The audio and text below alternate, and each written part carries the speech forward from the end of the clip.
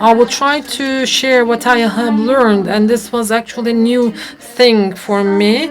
And while I'm presenting and preparing a residency seminar, I went into the details. First of all, I would like to extend my thanks to the Congress organizing secretary. And I will be talking about neuroscience-based nomenclature, and we will be talking about an classification system. And currently, if we consider all the drugs that are used, actually the system that we are using, this is the anatomical therapeutic chemical classification system, and this is actually a system that encompasses all the systems together, and this system has been formed by the WHO, and actually it monitors the efficacy of the drugs, and while the studies are carried out, this is done within a certain system. So it means that it is to form the common language. So for that reason, they're trying to form a single system. This ATC system, let me talk about it firstly.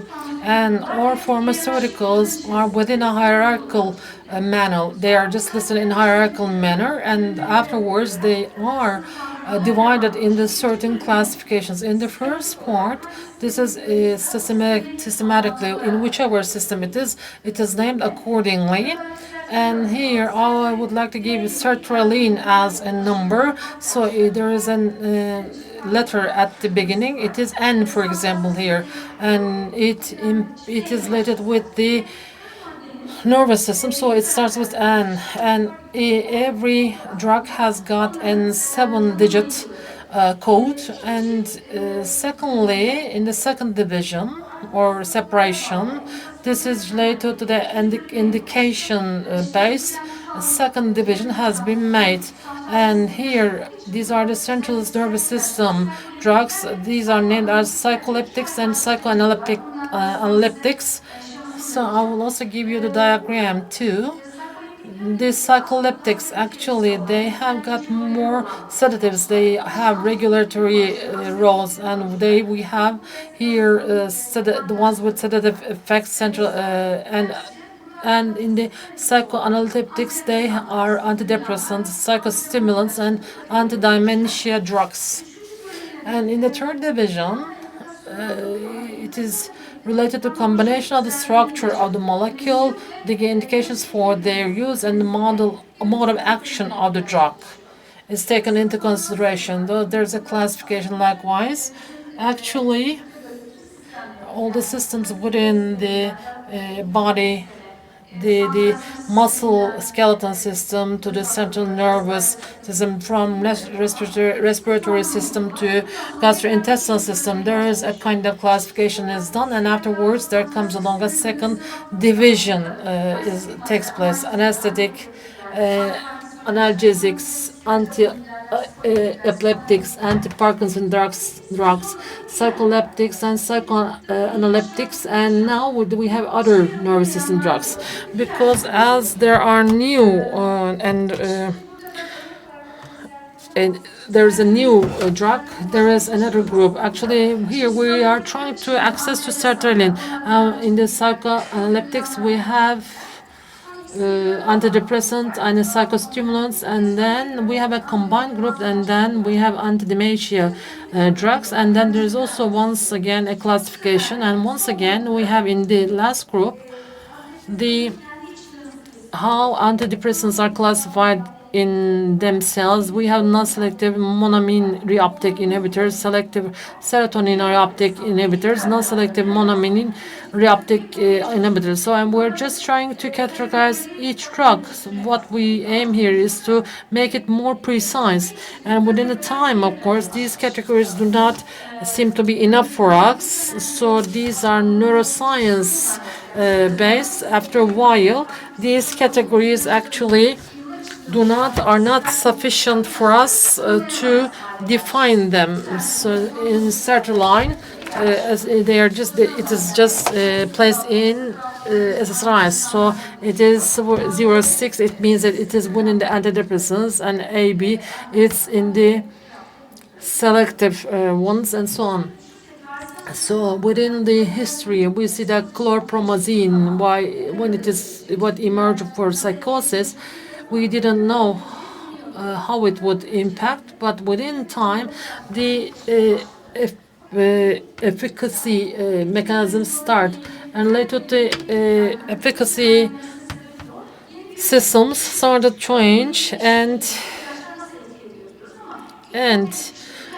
when the mechanism of action first, antipsychotics, antidepressants, anxiolytics, and mood stabilizers are for certain treatment of certain disorders, and of course, you know, for a while they help, but with their diversification, clozapine and haloperidol would be in the same, and Nursidine, we listen with where it would be placed, and it mentioned that, let's say that first generation, second generation, typical or atypical, but it does not take us to definitions, so it doesn't allow us to make a pharmacological explanations. So this is one of the dimension. It is not enough for the definition.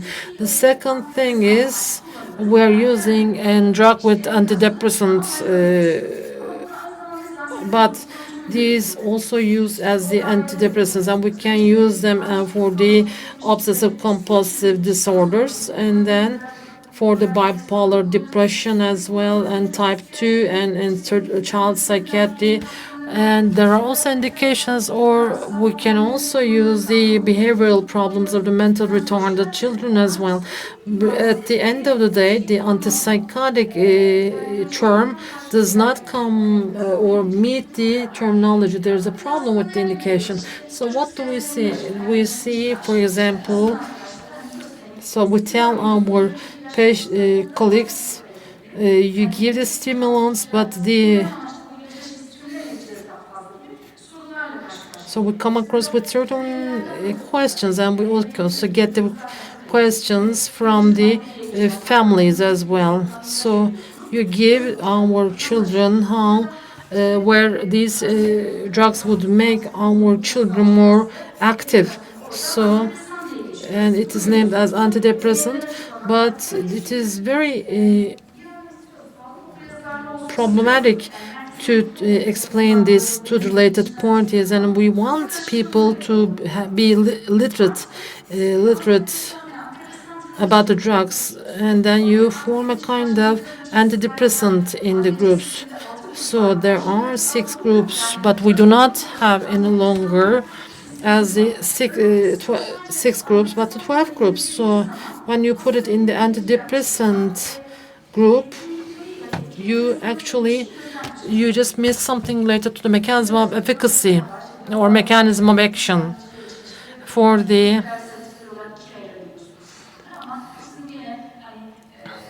so mechanism of action could be different, and this cannot be explained with the prescription, of course. And ketapine, for example, where it quatapine, where it is going to be placed. So with low dose, it may cause sedation, and with the medium doses, it may cause antidepressant. When you go up to 600, 800, then we're talking about the antiproliferative effect. So for that reason, related to the drugs, related to mechanism of action, the existing system cannot explain how the drugs would be classified. And here in clinic, we're just seeing these, and we're just so actually the child adolescent psychiatric journal is the most important one, and for OCD you give antidepressant, and there are criticisms coming from the families, but at the end of the day,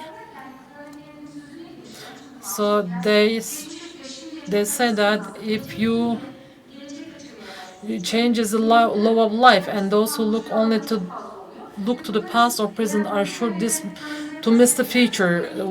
So related to these renovations, of course, there are also related to these new things.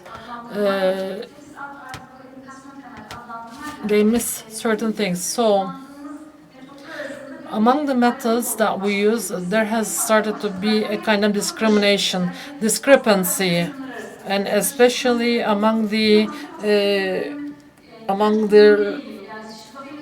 patients' family members, and there comes along a stigmatization, and the pharmacist can also say that this is a drug for schizophrenia. What is it to do with your child? They can say, and then task force is formed afterwards. Nomenclature task force, which was established in 2008.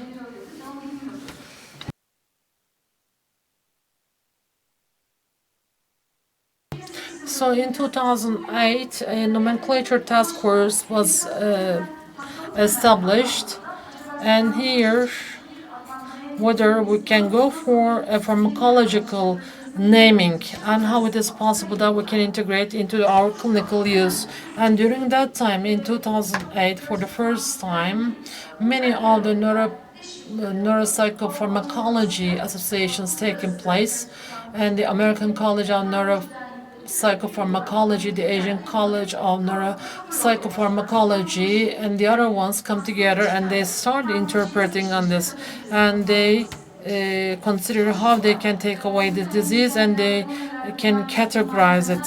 And of course, many presentations were made during that time. Actually, their objective and expectations were they want this to be considered within a scientific heading. And first, we have to take the current scientific information as basis, and we have to do something that we need to give an idea to the clinicians, and where the clinicians would go if the drug would not help, and at least they should be able to give an idea. So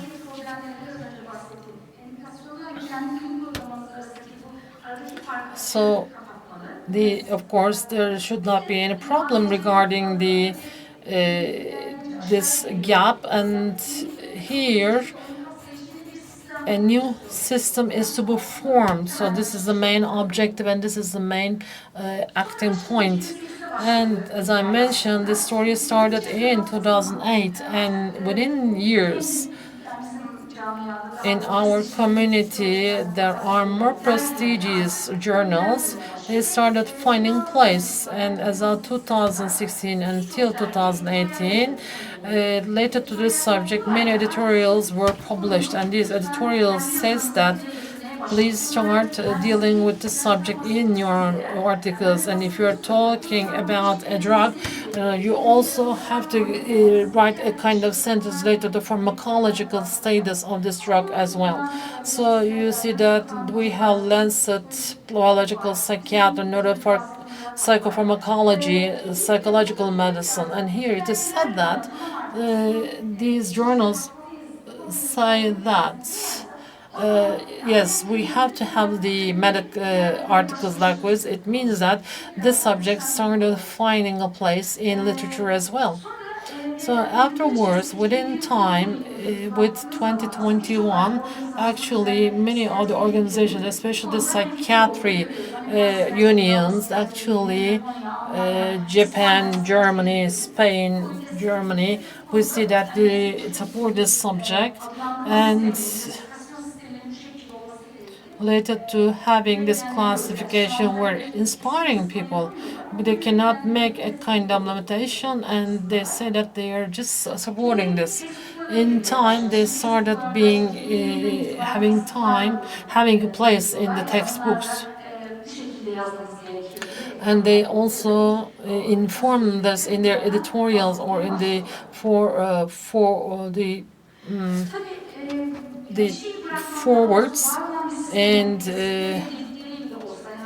they start telling about this. And of course, we said that there are deficits about this, But it is not possible to have a quick change.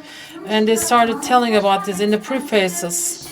And of course, they need to be used together, and this is what is said by the journals. And of course, we will say that we have started using antidepressant fluoxetine, for example. Fluoxetine is used, started to be used, and in the other part of the sentence, you can just call it as fluoxetine or antidepressant. And upon this, in 2014, an application was launched, and this is present in Google Play as well as in Apple. This is free of charge, and there's also an interface. This is an search engine based interface. And what happens is that you can just enter as antidepressant and you come across with the other categories. And what happens is that the old and the new come together, and in terms of understanding new agents and also for the new psychiatrists, this application is a good one to be in use.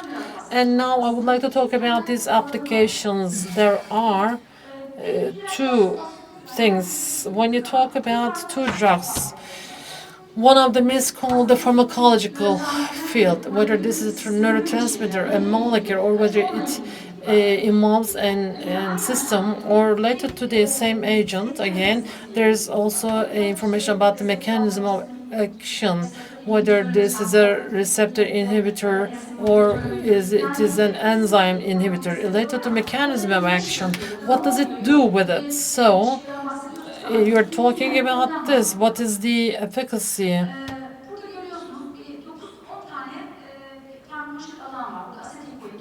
Uh, so during this time, this is what it is all about. This is actually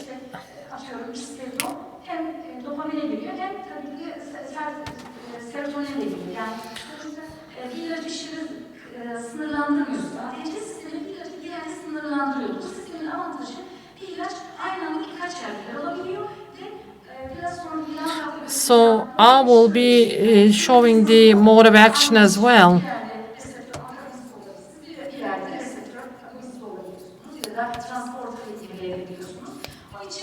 So for that reason here, you can classify that drug into certain points. In a single category, you're not caught by this, and there are, apart from these two fields, there one of them is talking about the indications, and you can see the indications, and fundamentally or basically the FDA approves this.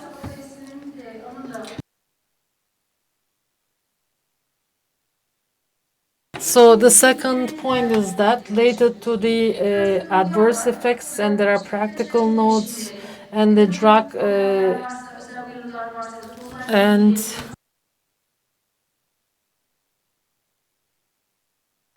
there are so reuptake inhibitor receptors. So what's going on?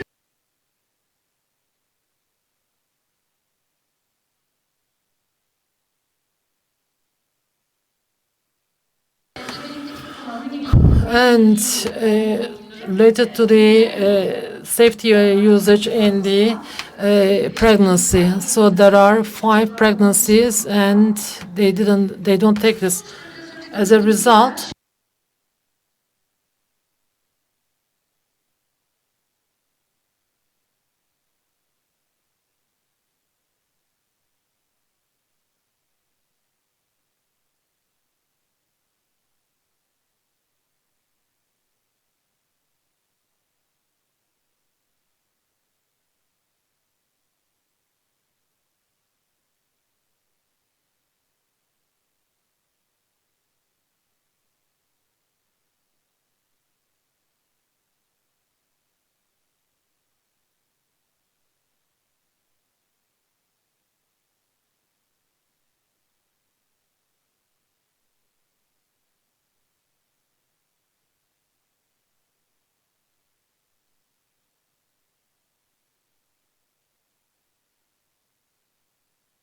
So every new information can be integrated here. So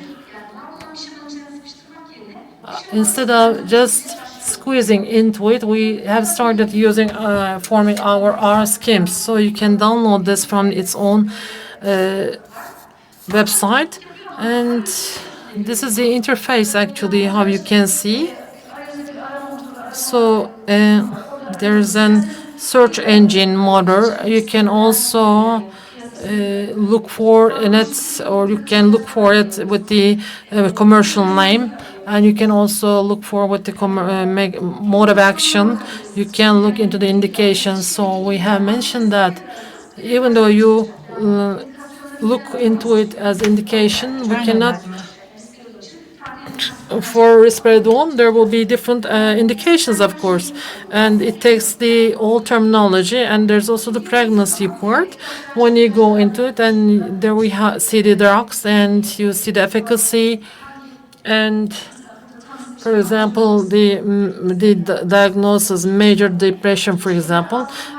So you see everything here. When you click them, you can see them in detail as well. This is the latest version for the adults. In 2014, this adult version has come in use, and then we have the adolescents and child version as well. Just additionally, there are some things to be changed because there's a need for the change of the doses. So from the perspective of development in terms of the tolerability, there are some certain warnings. And in the adolescents and children, there are factors that distort, that harm the compliance. And we do not know the long-term use, and these data are not very good. So we're just lagging behind by 50 years. And in terms of data, there are also some warnings as well. And especially ECMP related to this application, there are some. There's this video footage that I would like to show afterwards. And as I mentioned, this is a free of charge application.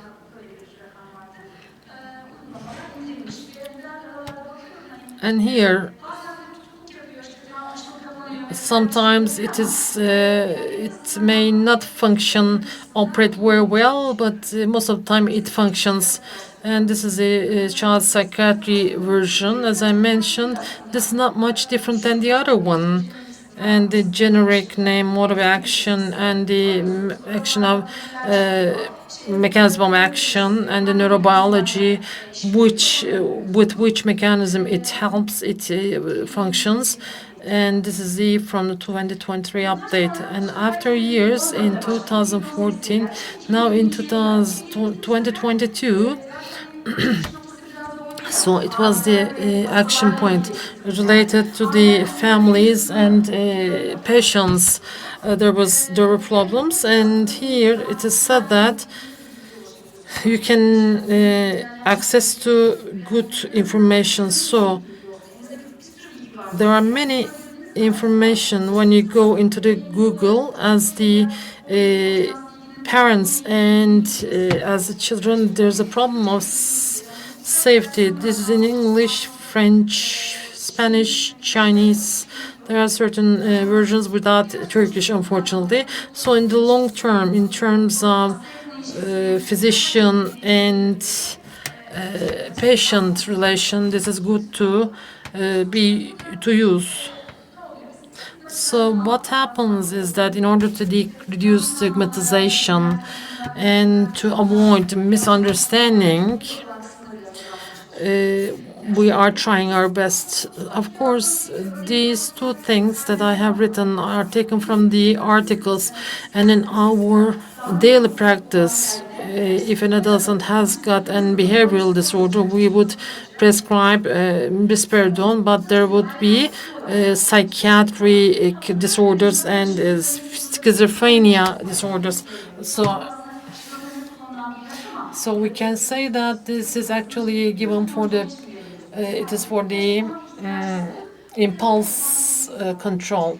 So because psycho education is for this, psych training is for this, the relative of the patients, you will give the information and you will talk about the modality, you will talk about the adverse effects and mode of action and the mechanism of action. So we would not say that this would increase your dopamine. Actually, we should be telling what it is for. And here, so for example, it will regulate the depth of the sleep. But in the past, it was used for something else, but now we're using it for this. So actually, while we do this, if we do not know this, if something is missing, as the physicians, we shall have a database in hand to be benefiting. And of course, as in every innovation, there are some weaknesses, restrictions as well. Clearly, not all modes of drug action are definitely understood, and still they're still in development, and especially in the child psychiatry, in neurology. For example, drugs primarily used in child and adolescent psychiatry or in neurology are just being included. For example, they modulate GABA, serotonin, histamine, and orexin, but we do not know the effects very well. And as we have the mode of action more, they will be included more and more. And another problem is that indications for use are based on the criteria. And of course, we do not know when they are going to be approved. So at the end of the day, whatever it is written as the indication, it will not be in compliance with all the countries. The indications should be in a way that they are named as supernatural. So it needs to be supranational. So I see 11 also includes this, but even from time to time it is not enough. So I read something. There was a criticism from China. There are many herbal products that are not included within, but they say that they are using it. This is such a criticism. So at the end of the day, this is open for development, and this is something that is always updated. So at the end of the day, first of all, it includes neuroscientific information. It needs to be flexible and it is adaptable, and this is very important. And new products can be included, and new pharmacological agents can be included. While we talk about this, we're actually talking about something universal, doesn't changing from time to. We're just talking about one to the other, and it can be upgraded, and every time there's the new information, you can include this. And here,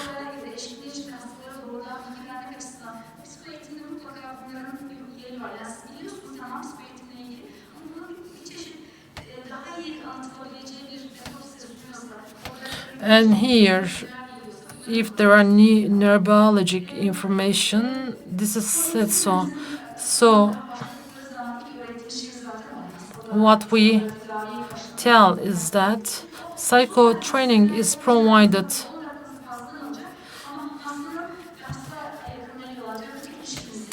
the therapeutic relation, and it increases the compliance and the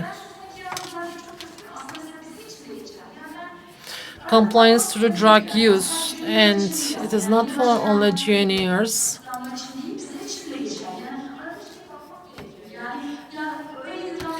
So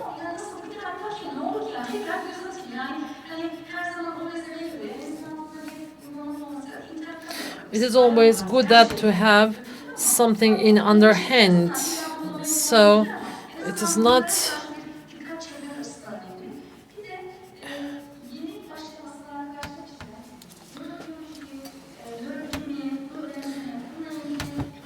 Tıbbi tıbbi gelişmeleri takip etmek ve bu önemlidir. Yani elinizdekiyle yetinmeyin. Yani bununla ilgili ne oluyor, dünyada ne olup bitiyor? Belki biraz daha vurgulamak açısından, yeni metodolojilerle ilgili de fikir vermek açısından önemli olduğunu söylüyorlar. Ben buraya bu editoriallerden aldım. Yani o So I took these editorials. There are many editorials, and these editorials are mentioning this, and they said that they need to be mentioned in the articles. For example, Lancet said that it is just atypical antidepressant mirtazapine. You shouldn't name this the serotonin neuroepinephrine receptor antagonist. It should be named like this. We cannot name this or write it in likewise in everywhere in the article, but just express it somewhere and then you use it the other way. So everything has come from this point, and bu İngilizler yani bizimkiler gibi böyle bir toplantı yapıyorlar. Yeni uzman olmuş ya da genç asistan arkadaşlardan gelen soruları alıyorlar ve bunlara bir cevap aramaya çalışıyorlar. Ve expert opinion dedikleri uzman görüşü aslında. Ve ulusal çapta bir kongre gibi bir toplantı düzenliyorlar. Buradan çıkacak çıktıları da bir makale haline getirmişler. Ben de makaleyi buldum. Hadi dedim asistan arkadaşlar, ben de bunu anlatayım bari. Hani çünkü orada sorulan sorularla bize sorulan sorular da benzerdir diye. Buradan yola çıkarak sonra bir okurken burada bir NBN diye bir şey çıkıyor. Bu neymiş? Neuroscience-Based Nomenclature'mış. Ha, böyle bir şey varmış. Ben ilk kez bu makaleyi okurken buna denk geldim. Oradan yola çıkarak yani ben bunu tabii yine sundum aslında arkadaşlar, bu makaleyi anlattım ama öncesinde de bu NBN neymiş birazcık ona değinmiş oldum. Burada da şey diyorlar, yani biz sonuçta makalemizin şeyinde başlangıcında endikasyon, yani ikisini bir arada kullanmak zorundasınız. Endikasyonları söylemek zorundasınız çünkü endikasyonsuz bir yere varamayız zaten. Ama her şeyi de endikasyona bağlamak ve o farmakolojik kısmını kaçırmayalım diye öyle bir tekrar vurgu var. Şurada birkaç örnek aldım ben, oradaki makaleden birkaç örnek aldım. Mesela işte ADHD'nin, DHB'nin tedavi opsiyonları. İşte birinci sırada psikostimülanlar vardır diyor ve bunu anlatırken de işte ne diyor? Psikostimülanlar aslında dopaminin, norepinefrinin reuptake'ini, geri alımını inhibe ederler diyor. Ama amfetaminlere gelince bunlar aslında salınımını arttırmak üzere bunu yaparlar diyor. Yani sonuçta burada sadece psikostimülanlar diye de geçebilirdi. Değil mi? Yani birinci basamak, çünkü bu soru cevap şeklinde yapmışlar ve buradaki hikaye bu aslında. Genel bilgi bu. İlk seçenek psikostimülanlar, ikinci seçenek atomoksidin, guanfasin, klonidindir deyip geçebilirdi. Bunu yapmamışlar. Burada hani bir alt başlık açıyorlar, alt bir paragraf açıyorlar ve sonuçta atomoksidinin ne yaptığını yazıyorlar. İşte guanfasinin, klonidinin gibi. Yani buradaki amaç yani so the aim here is to draw the attention of the reader to update the subject to create an awareness, and it is about the long life learning. So it is not only for the residents or for the specialists. I think that this is something needed, necessity. For example, CBT, fluoxetine, sertraline, citalopram, mirtazapine, and it is the antagonist and venlafaxine, serotonin, and neuroepinephrine inhibitor. So, as mentioned again, all through the article, this is named likewise, and they are repeatedly placed in the article. So I gave it as an example. So in our daily practice, we cannot talk likewise, but we always talk about SNRIs, but for other them, just to create an awareness. So these are the references that I have been involved, and I also would like to thank our founder. This is for only one Children's Day in the world.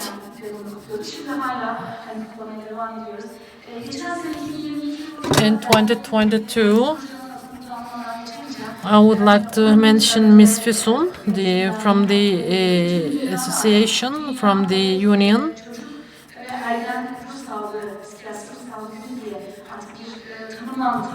So we have the